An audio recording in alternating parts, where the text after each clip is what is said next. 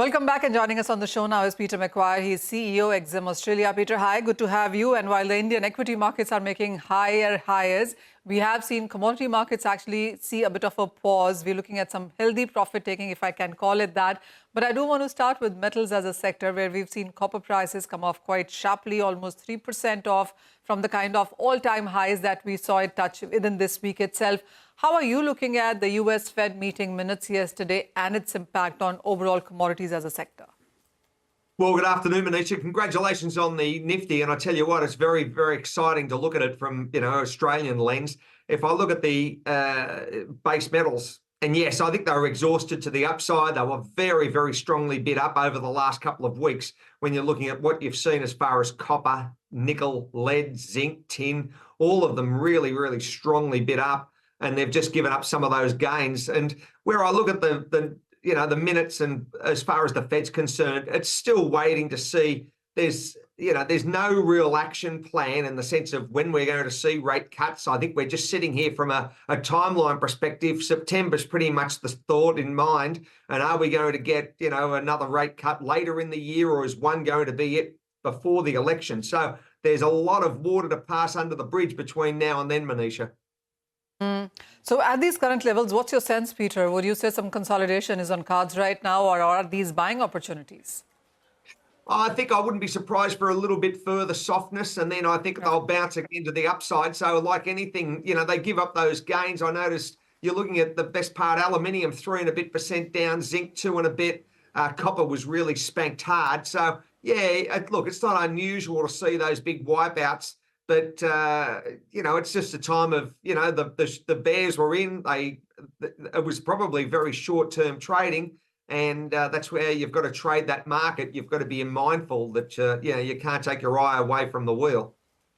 No, you can't do that. Well, yes, yesterday was a 1.3% of a decline in the New York session, and the Asian markets are down a percentage and more right now. So there is this follow-up sell-through that we have seen happen in the second time zone as well right now. And it's not just about the base metal prices, Peter, because gold has gone down. Silver as well has given up huge amount of gains.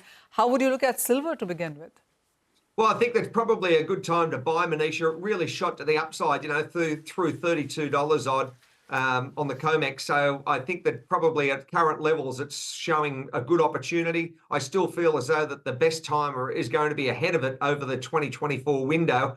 So as we roll into election time and plenty of other concerns as far as dollar and equity markets and so on, I think the flight to safety is going to be one of, gold and its little brother will be the place to be. And it might be a time to buy at the moment.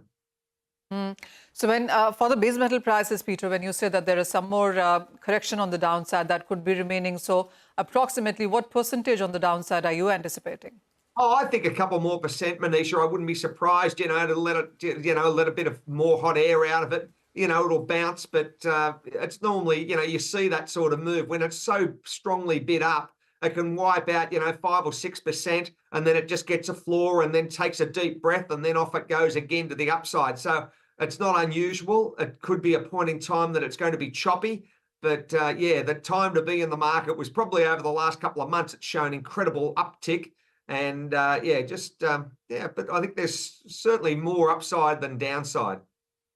All right. One final question then, Peter, and this is about the crude oil prices. Most of the oil marketing companies in India are doing well, and that is because the crude oil prices have corrected quite a bit in last 2 or 3 sessions. Are you looking at more correction? Do you see 80 giveaway for Brent?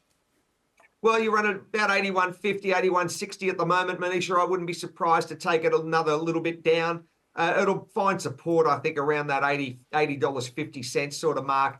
And until we get some sort of clear indication as far as geopolitical or something else to drive the markets higher, I think it'll consolidate at this sort of number at the moment. But keep an eye also on US dollar index. Well, yes, that is one thing to watch out for. The dollar index as of now just about holding below that 105. And that is one of the reasons that you have seen this pressure come in for many of these dollar-denominated commodities. But as always, Peter, thank you so much for joining us and making sense of what really is happening in the international commodity prices there. But with that, that's all the time that we have on Halftime Report. Business Lunch will take all the action forward.